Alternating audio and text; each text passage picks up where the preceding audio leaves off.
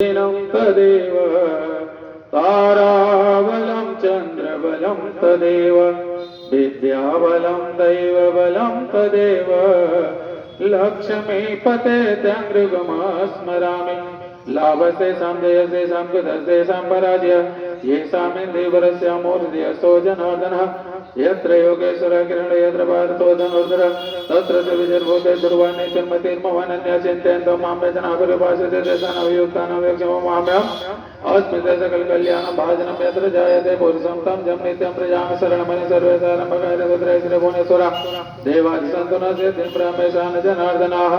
विश्वेशमं माधवं तुण्डिदण्डपाणिं च भैरवा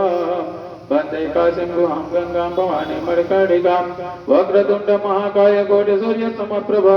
निर्विघ्नं कुरु मे देव सर्वकार्येषु सर्वदा इदं ध्यानं ध्यानार्थे अक्षत पुष्पाणि समर्पयामि।